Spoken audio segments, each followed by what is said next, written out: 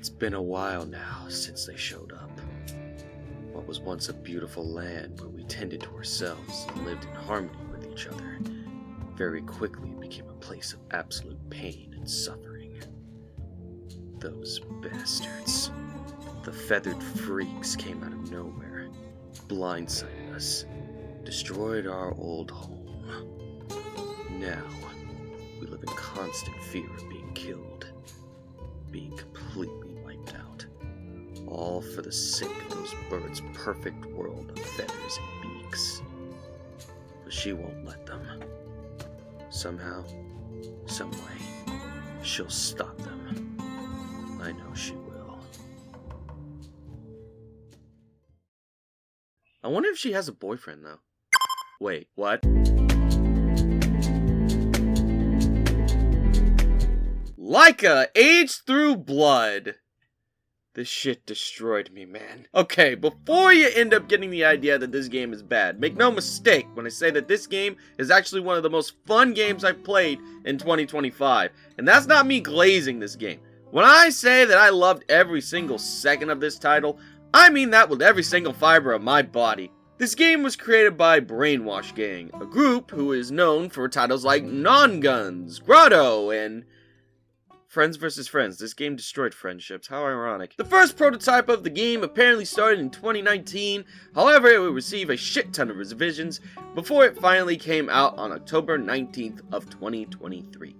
As of this point, this is their most recent game and has been sitting with very positive reviews. This title had me in the biggest chokehold ever, and it's not just because of the gameplay, but also the story. The story, man. The drama. The pedigree. And many people seem to believe me. What with a physical edition actually coming out on May 26th of this year. Which is why I'm making it my mission to get this video out before then so that I can spread the word and tell people to buy this masterpiece! Plus, the developers saw my tweet saying I would make this review. Hey guys, I love your work. Okay, enough of me kissing this game's ass. Let's actually get into talking about it and really get into this masterpiece. This gory, scary, saddening, heartbreaking, tense. Oh god. Oh god. Alright, so first, the plot. You play as Laika, a biker who is known to be one of the only road warriors in the entire wasteland. This lady is a pretty big deal due to her inherited ability to basically come back to life from being killed in some way, shape, or form. Doesn't matter what it is, she can just come back to life. She remembers everything that happens upon death and is basically brought back without a single scratch. That's right, this woman is immortal! Due to this, she's kind of used as a weapon, due to the Elder essentially telling her to do his bidding and help out with little tasks. You know, like killing birds! Yeah, so I forgot to mention that the birds in this world are essentially Nazis. Anyone that doesn't have feathers are seen as inferior to them and are usually put down instantly. If they aren't a part of their cause, that is. It even got so bad that they went and took a kid by the name of Poochie. But don't worry, I'm sure he'll be saved. Oh wait, he got crucified. And his father Jacob went out there to kill them with Laika's revolver. We gotta stop him! And with that, we can now segue into the gameplay. You ever play that one game called Trials? You know, the motorcycle game where you have to do all these obstacle courses while balancing on a motorcycle? Well, this game is basically that, but with guns! Essentially, how it works is that you control Laika by driving on her motorcycle. You can accelerate, brake, go in reverse, do a quick turnaround in the opposite direction, and balance your bike by using the left analog stick. That is, if you're using the controller, which is how I play the game. Now, you may be asking, but Zach, what are the levels in this game like? Well, that's an easy question, little Jimmy. There are no levels. This game is actually a Metroidvania, where to get from place to place, you have to ride on the terrain, make multiple jumps, go up hills and down inclines, and take out any enemies with your weaponry. This game actually has a multitude of weapons, each one having strengths and weaknesses. Once you find Jacob, you'll start off with the pistol, which is your old reliable. It has a good amount of bullets and goes pretty far, but later on you can get a shotgun, which has a shorter range, but more power and a wider spread, while also allowing it to be used as an extra jump in some situations. A sniper, which goes further but has less shots, a crossbow that has 10 shots but needs to be reloaded one at a time, a machine gun that is good for large bursts of continuous bullets, but you'll have to commit to firing them all lest you waste the ammo, and the rocket launcher, which is good for not only taking out enemies but also for destroying roadblocks that are in your way. Each of these weapons can be upgraded at your home with the multitude of materials that you'll find and scour for on your journey. Unfortunately, you can only equip 2 at a time, so if you think you're about to cycle through them all like the Doomslayer, then you may want to curb your expectations there. Now, it's great that you'll actually be strapped when going into battle, but don't go firing all your bullets at once! You do have a limited amount of times you can pop a shot, and if you run out, you'll have to reload your weapon by doing a backflip in the air. Some weapons allow you to fill all your shots with one backflip, while others will need you to flip multiple times to reload them instead. Lastly, you also have a skill that can redirect a single bullet back to the enemy. If you use your quick turnaround ability at just the right time before the bullet hits you, you can reflect the shot back at the enemy. However, you'll need to do a front flip in the air to refill your stock. Otherwise, you'll only block the bullet rather than reflect it. With your weapons, abilities, and your motorcycle, you'll essentially be going from place to place, completing missions, exploring areas, and indulging in the story, which we'll get into later. There are a total of 13 areas that you'll go into and explore, each one with their own challenges and aesthetics. Now, I'm not going to spoil everything there is to see in these maps, however, I will give my personal thoughts on them. Each individual map either is used as a transitional area, or it's a full area to ride around and comb through, with a lot of quests and missions needing for the player to scour every inch of the place to find something that could be hidden, whether it's materials or it's a quest item. Most of the quests given in the game, however, are optional, usually given by your village mates that can be found at your hub, known as Where We Live. Yes, that is the actual name. You're going to have to get used to that style of naming things. Traversing these areas is honestly a shitload of fun. I don't think there was ever a moment where I got tired of it or was dreading moving around from place to place. And even if you don't want to take all that time getting from one place to the next, you can always fast travel at specific checkpoints that you'll find during your journey, though you'll need some candles to do it, which is a huge help when you're completing missions. You can even cook foods with different buffs or switch out your loadout to suit your needs. And to add even more to these areas, you'll even find new skills that can help you out, just like Metroidvanias of old, like a grappling hook that allows you to pull things behind you, an ability that literally allows you to teleport a short distance, and even an item that allows you to fast travel without the need of a candle. This item is missable though, so just be careful. I should know, I almost missed it. I like that about this game. It makes searching through these stages fun and allows you to try out different strategies with different guns as you go along. There are even other people you can find and help out to bring back to your home, as well as little cassette tapes that you can listen to while you're driving from place to place. We'll get to music a little bit later, believe me. Enemies will of course litter the area as well, and as you go through the game's story, they'll become more and more difficult. Some will just shoot once every few seconds, when they see you of course, whereas some of them will have straight up Gatling guns and rocket launchers that you either have to block or dodge with your bike. This adds a pretty good difficulty scale that shakes things up bit by bit, which makes the different locations more fun to drive through over and over again, especially when you gain more abilities and more weapons. Now, most people will think that this is basically everything the game has to offer, but remember, this is a Metroidvania, and what do Metroidvanias have? If you said bosses, then you'd be correct, or you just skipped a little bit into the video and you cheated, you son of a bitch. Somehow they actually were able to create bosses for this style of game, and every single one of them are both challenging and enjoyable. Except for the final boss. That one was enjoyable, but I made that do my bitch so easily. Fuck that racist prick. I actually had a bunch of fun learning how to dodge their attacks and how to pop a tasty little bullet in their creepy little heads. Lastly, the music. The music was sung by the artist Becoli? I don't know. I'll put the name up on the screen. Who is actually pretty active on social media. You'll actually hear her singing in the vocal tracks. The tracks in this game have both a feeling of melancholy, sadness, and hope, and I love it.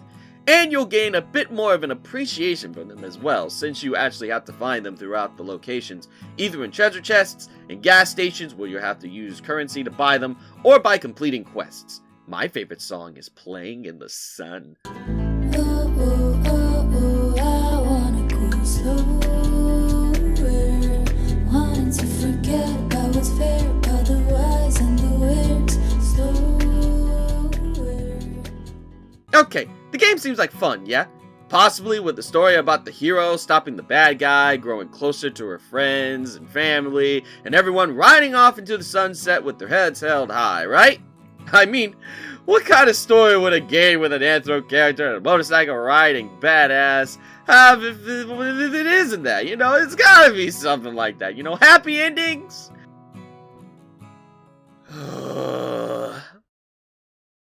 Alright, so this is going to have a shit ton of spoilers that I feel should be experience blind, so if you're already sold on the game and want to try it for yourself, I recommend skipping to this timestamp right here to jump in spoiler free. If not, then just a slight content warning, but this game's story gets kinda deep with some crazy shit, such as suicide, murder, racist intentions, multiple individuals being torn to shreds, gore, blood, shit like that. So yeah, just be advised! Anyway, let's jump into the story. Alright, so here's the skinny. As I said, birds have started to attack mammals due to them seeing themselves as superior species, in this case, not really a race, more like species. This forces the villagers of Where All Was Lost, that's the name of the town now, to leave and relocate to the village of Where We Live. After Laika finds Jacob, she ends up going deeper into Where Birds Lurk, where she finds a large abomination that was created by the birds, which kinda tips her off that something is wrong. So she heads back to the village and has to not only find Poochie's body so that they can bury him, which is something that was requested by her daughter Puppy, but also find out what's going on with those pesky pelicans. Alright, little side tangent here, but Laika, ma'am, beautiful, gorgeous. Goddamn woman, how's your mind not fucked up by now? When I say this woman went through some serious shit, I legitimately mean that she went through some serious shit. This woman not only remembers and feels every death before being revived again, but also sees her revival ability as a curse. And why does she see it as such? Well, that's simple, little Johnny. It's because it keeps killing her damn kids. So, something you need to understand about this ability is that it is not just something that everyone has. No. You see, it only ever inhabits one woman of a specific family at a time. Usually, it's only passed down to the next of kin, which is always a daughter. How it works is that the moment that the child bleeds, or has their menstruation, for the first time, that's when the process starts. They'll first gain a very, very bad fever, and if they're strong enough to survive it, then they'll be the one who gains the power of immortality, while the previous user is mortal once again. And apparently, every single one of her kids keeps dying from it, which is why she tried her best not to get attached to her daughter Puppy, lest she faces that pain again. It's also why Puppy is just named Puppy. She doesn't have an actual name, it's just Puppy, that's it, she's just a puppy. Also, technically, she didn't even want to have Puppy in the first place, but the village elder and her mother, Maya, kind of forced her to have her due to them needing someone else to potentially be the next user. Someone who was younger and more agile and shit. So yeah, that's kind of fucked. Damn. As the game progresses, it comes out that the birds are starting to get closer to where we live, which only means trouble for the villagers. Thus, you're off to complete a bunch of tasks to try and stop them. From creating an allegiance with the mining town where rocks bleed, to destroying the relay station at the lighthouse, and even going to a large pyramid to destroy all the religious and historical shit that they hold dear to try and lower their morale and make them jump ship. Little problem with that though. This shit ain't working. The birds are getting stronger. More of them are showing up, guns are getting bigger, and the danger is only growing larger. If anything, doing all of this has caused the activity in the area to be even worse. These birds are way too stubborn to give up, and poking the bear has only caused it to wake up angrily. Oh, and to make matters worse, Puppy ran away and is missing. Why the hell would she do that? Oh, I forgot Poochie's remains. We've been kind of neglecting our child. Fuck. We gotta save Puppy quickly! I'm not losing another kid! It turns out that puppy was sold by one of the villagers in where we live to someone by the name of Bicoli. Wait, that name's familiar. So after killing that rat, we head out to get her. Yeah, you deserve that. I have no sympathy for you. If that child is dead, I swear to God, I'm going to put this game down and never pick it up again. That kid better not be dead. Turns out that the birds want to take her to a place called Heaven. Go figure. Due to them knowing about Laika's immortality and wanting to perform experiments on her child. Fortunately, we're able to get back Puppy without a single scratch. Hell, the only thing wrong with her is that she has a fever. Wait. Oh boy. Oh no. My child. So after that shit show, we find out that Heaven is actually a floating city that the birds created for their kind. It's kind of like their perfect, racist, bigoted paradise that seriously needs to be removed from this plane of existence. So, we call it down, head up there, and make our way through to get to the big bad of the game, who is a twin-beaked god. Bro, I'm gonna say this slowly so you understand. You're not a god, you're a Siamese twin. Well, we know what needs to be done here!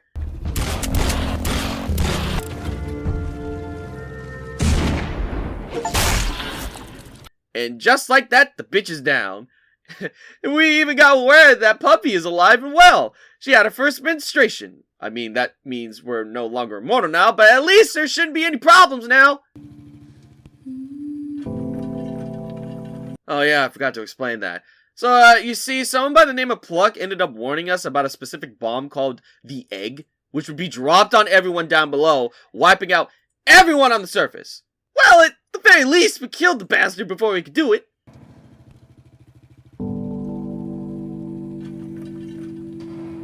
God damn it! Shoot the thing! Hurry up! The thing is gonna blow up Puppy and the others! I will not have her lose her child again! Fuck that shit! I'm in the fishes, dancing in the sea. I'm in the sinners, I'm in your prayers, I'm in the promises we make. Yeah, Laika doesn't make it. God damn it. She died the way she lived. Like a badass mother. I need to hug my mom. This game, once again, had me in the biggest chokehold. More so than other recent AAA games.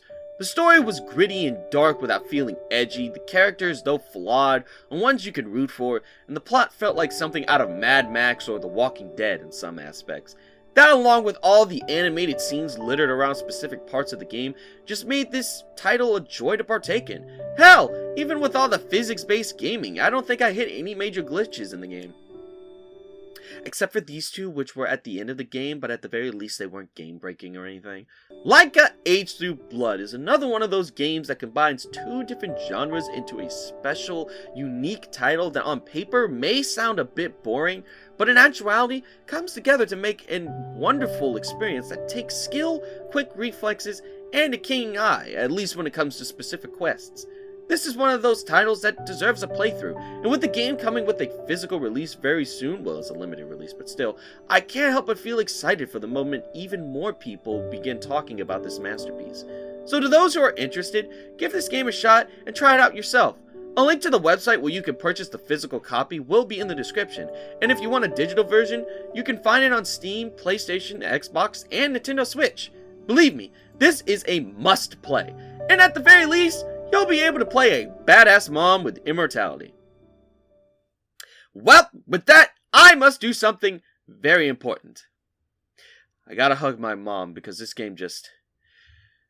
Oh boy.